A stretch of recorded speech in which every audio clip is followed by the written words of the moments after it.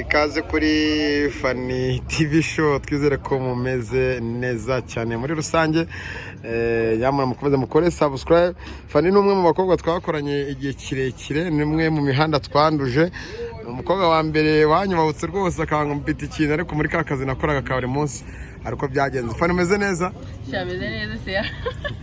None se twe turi murimo n'uduki kandi nzi ko mwese mutandukanye. Iki cyane ubundi ko ari cyo giye bashaka.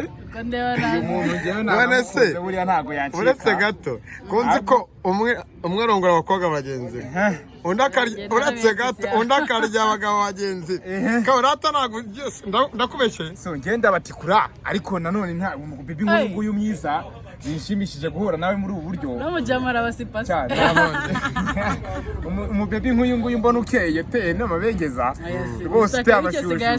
Mr. Kayusi se.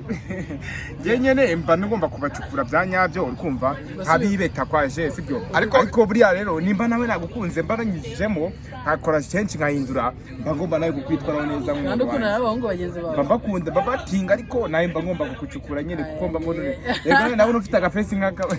None se Fanny, twabonye na story hano ku mihanda. Kusiga rwose ufata ibigore bikuru nka bya bindi nyamvuga ko nakina n'abana nyina n'abanyina ukabitekura. Ubundi ari muri soko kwibaza ngo umukobwa aryamana n'umukobwa mugenzi we bakora imyozo. Nawe n'umutinga nyine noneho. Ese nabisobanura ariko nago nashaka birambuye utubu. Okay, nago bikirimo nyine byarabaritse kan kwishimira ko mbona usa n'abahungu. Sigaye nyine narakeye Yesu umwami n'umukiza. Sorry nubwo nutse ndamuja.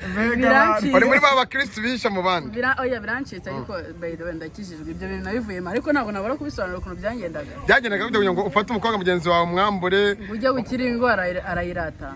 Ntabwo nananirwa gutanga ubuhamya ukuntu bwagenze. So nukurya ibyana nyine nawe ntabwo biyobewe ukuntu ufata umukobwa ukamuryimira. Ndibaza umukobwa mugenzi wawe niwe ngiye uko byanyewe naruko kumutereta no kugira ahantu muryamana ugakora ibintu. Kumuteta ni ibintu bisanzwe, uramubwira uramubaza nyine nimba yakwemera ko mukiringa, ariko ibyo ngibyo bikora uri gutanga no dukeya twadanje nimba ari akana akeneye nyine uri. Wenda nemera ko ngenda nyine. Wowe turabizi ufite diki n'iki yari nini baby yica ahangaha ngo nsanga iri kumwara wundi nanirwa kumenamo. Kareka ndagomba kwishyura niho bitangirira ubundi. Bose umuntu iki ukagenda umuganiza gake gake mwiyegereza mukora ku bibero kuntu nyine nawe ubwe nimba atari nimba atari umwana nyine aragotwa nyine agira. So noneho yane byizora wundi uri kumenamo ukuntu biri kugenda avuga ati ahangaho ndimo neza.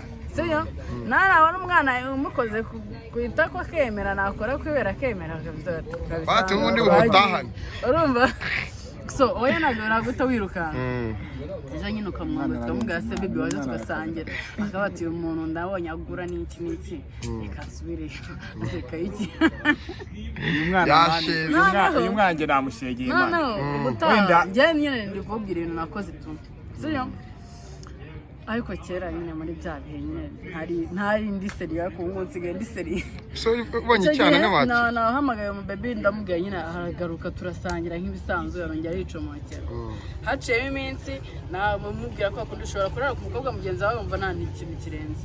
Araza mu rugo turanywa turasinda paka goroba saa sita z'ijoro ziragira tukiri kumwe nyine kuko twabaye twese ndagakubita nyine niyagiza nyine wabigenjeje ute nyine kugira ngo ubikora ute? Mfite amatsiko nambwira patasi patasi gute mwese bihura bure tubaza twumve igicana iminwa sibyo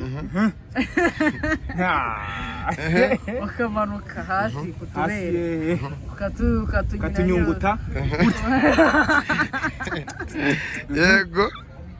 Komeza ukamanuka hepfo gato intoki ubwo ni ururimi ruri hahandi. Oya ururimi utararyo rugiye hanyuma kwisambusa bigenda bisaba kubanza gutegura kwisambusa ugira gute ndabikubwira azubira bani umwana ngiye namukomeze ahubwo se ko mbona sana abahungu dukomeze reka tubwire ndiyo naye ndi jini umudesi uri kubona ndi umukobwa manje. Uri umuji w'abakobwa fo nanjye ndi umuji w'abahungu. Ubwo rero ngiye mfite amatsiko nyine ugeze muri kaka hari ahantu rero sasa ukuntu bigenda uramanuka gake gake urumva iyo wahereye hejuru ugera hasi umwana wumva yatose byadanje bimeze nabi reka mbivuge abahorose byadanje sibyo ubanza kamwe ntabwo ahita wirukanyira biterwa hari usanga ikiri n'isugi cyangwa atari n'isugi. Ikaze kuri Fanny TV show, twizere ko mumeze neza cyane muri rusange. Yamara mukomeze mukore subscribe. Fanny ni umwe mu bakobwa twakoranye igihe kirekire, ni umwe mu mihanda twanduje. Umukobwa wa mbere wanyubahutse rwose akangumpita ikintu, ariko muri ka kazi nakoraga ka buri munsi ariko byagenze. Fanny umeze neza? Shameze neza se. None se twe turi murimo n'uduki kandi nzi ko mwese mutandukanye. Iki cyane ubundi ko ari cyo giye bashaka.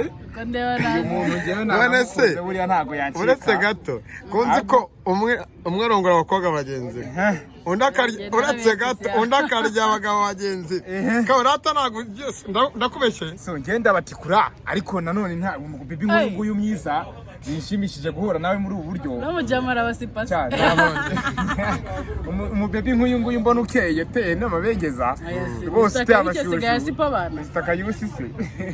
Ngenyene mba ngomba kubacukura byanyabyo urkumva ntabibeta kwaje sibyo. Ariko buriya rero nimba nawe nagukunze mbaranyijemo akora cyane nkahindura mba ngomba nawe kukwitwara neza nk'umuntu. Kandi uko nabahungu bagenzi bawe. Bakunda babatinga ariko nawe mba ngomba kukucukura nyine kuko mba ngone. Rega nawe ufite agafesi nk'aka. None se Fanny, twabonye na story hano ku mihanda. Kusiga rwose ufata ibigore bikuru nka bya bindi nyamvuga ko nakina n'abana nyina n'abanyina ukabitekura. Ubundi ari umuntu ushaka kwibaza ngo umukobwa aryamana n'umukobwa mugenzi we bakora imyozo. Nawe n'umutinganye noneho. Ese nabisobanura ariko ntago nashaka birambuye bitubye. Okay, ntago bikirimo nyine nabivuye. Byarabaye. Bavara kagaskaya. Ako waretse kan kwishimira ko mbona nawe ko mbona usa n'abahungu. Sigaye nyine narakeye Yesu umwami n'umukiza.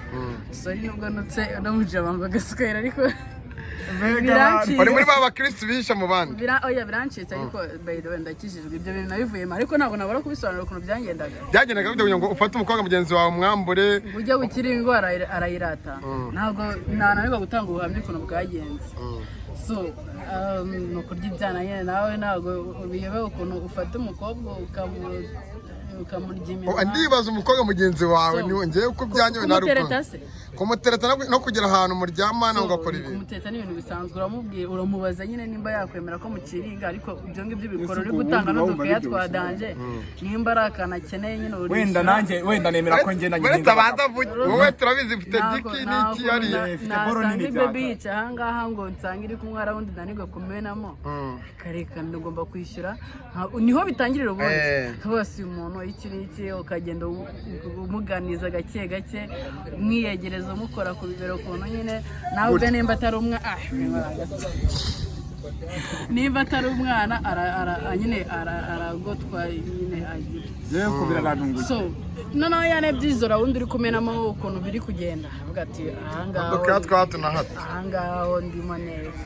Siyo nara umwana umukoze kwita ko akemera nakora kwibera akemera bati ubundi bumutahane urumva. So oya naguta wirukana. Ejo nyine ukamwanga tukamugase bibi waje tugasangira akabati uyu muntu ndabonye agura n'iki ikasubire aseka iki. Uyu mwange namushegeye Imana. Wenda njye nyine ndikubwira ibintu nakoze tu. Siyo ariko kera nyine muri bya bihe nyine ntari ndi seriya ku munsi gende seriya. So ubonye cyane n'abaki. Nahamagaye mu baby ndamubwiye nyine aragaruka turasangira nk'ibisanzwe yarongera yicomokera. Haciye iminsi namubwira ko akunda ushobora kurara ku mukobwa mugenzi wawe wumva nta n'ikintu kirenze. Araza mu rugo turasina paka goroba. Saa sita z'ijoro ziragira tukiri kumwe. Nyine kuko twabaye twese ndagakubita nyine niyagiza nyine wabigenjeje ute nyine kugira ngo ubikora ute? Mfite amatsiko nambwira bigenjeje patasi. Patasi gute? Nese birahura bihura. Buretse baza twumve. Ugicana iminwa sibyo?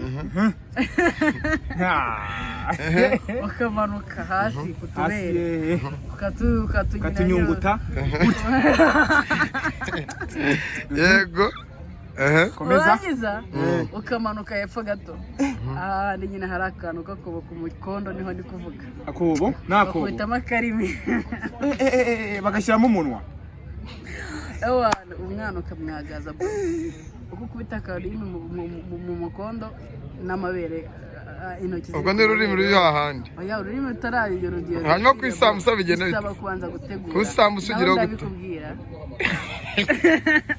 azubira Fanny umwana agiye namukomeze ahubwo se ko mbona asa n'abahungu dukomeze reka tubwire ndiyo naye ndi jini umudesi uri kubona ndi umukobwa manje uri umuji w'abakobwa fo nanjye ndi umuji w'abahungu umva ngidi ubwo rero ngiye mfite amatsiko tubwire nyine ugeze muri kaka hari ahantu rero sasa ukuntu bigenda uramanuka gake gake urumva iyo wahereye hejuru ugera hasi umwana wumva yatose byadanje urenda ari rwose bimeze nabi reka mbivuge abahorose byadanje sibyo ukajya ugiramo gake gake ubanza kamwe ntabwo ahita wirukanyira biterwa hari usanga ikiri n'isugi cyangwa atari n'isugi n'umutwe ni vide ni karoti bikaba byakwinjira rero dukomeze rero kari akantu kameze gutya ni rugongo sibyo nzi ngo nagashyimbo ukabona garakanuwe kari ukoza akayiba kabe kaba kameze gute subiramo twumve nyereka turebe oya nyereka ntago ndebye niyo mpamvu iyi umwana aragenda nyereka turebe nyereka nyine ndebe ntago ndebye neza nyereka ndebe babyumvishije Mr. Kayiusi yes bro waravuze ngo nzaguhuze na Fanny wenda kuri channel ye ubundi igitego cya Fanny cyaje gute kutwuze amateka ya Fanny mu bajama baje batandukanye we byaje bite oya ngewe ukuntu biba bimeze burya kari akantu kararyoha k'agafirawuni cyane ko iyo nahuye n'igitsina gabo banumva biruzungu babyandukiye burya ntabwo mba nkeneye ko umukobwa njye nyegera sibyo ahubwo njye nanunguye kumbwiye ngo uyu ni umukobwa sibyo gusa nayibonye agafacebook na nyene wari uzi ko Fanny ari umuhungu mugenzi wawe ubu nzi ko ari umuhungu ukazamukoresha iki se numva nyene nazamutera akagiye nyuma nkamusiga utuvuta handi nyuma akakoroha ubundi nkamucengera fresh oya umva nkubwire amavuta bakoresha nayo yemba afite kagikotori kanje nibitseho sibyo oya mfite akakotori kava hanze muri Amerika niko nkoresha kugira ngo bikunde nkusige neza kugira ngo hore nimahama koroha ubundi ngucukure byanyabyo mwegere fresh oya nyine winkora wowe mbikwereke no umukobwa ntago ari umuhungu ariko okay je nemba ndi kubigusora kugira ngo ubyumve sibyo nimba jewe abahungu ari bo ntuje igitsina nabo okay nkaba numva ko feeling zanjye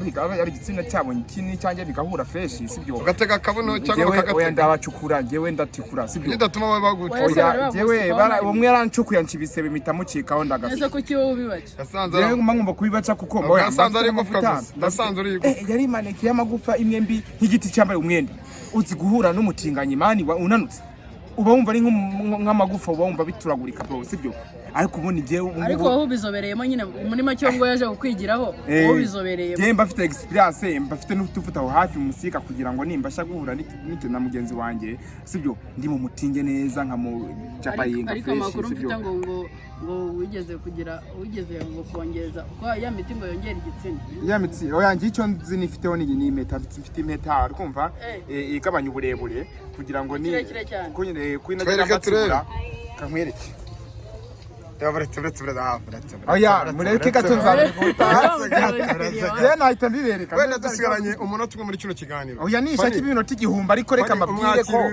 Kayiusi kumva ko yari yakwibekeyeho azi ko umuhungu akaba asanzwe ari umukobwa reka mbimubwire njye ibyo bintu narabikoraga pe ntabwo mbeshya gusa njye ndi umufemeni mfite umwana ngerageza gusigasira icyubahiro cy'umwana wanjye sibyo ariko umutinganyi abakobwa bagenzi bawe ntabwo ndiho ko nabivuyemo kera bivamo gutese kandi mbona bikubere oya nabivuyemo nanakishije ariko urabacukura ni umwe muri b'abakirisitu bigize abesikuru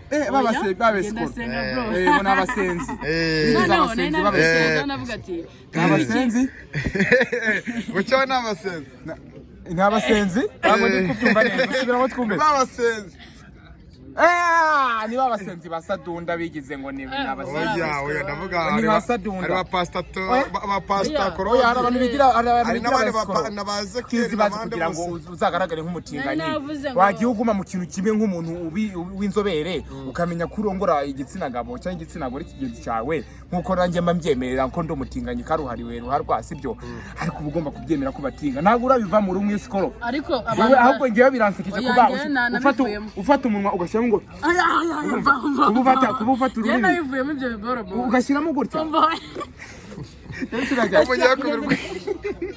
Nabwino njyewe Mr. Kayiusi reka wenda ngushimire urumva tuzajya tubazanira episode kuyindi cyakoze ngo shyiramo ururimi yani igendeye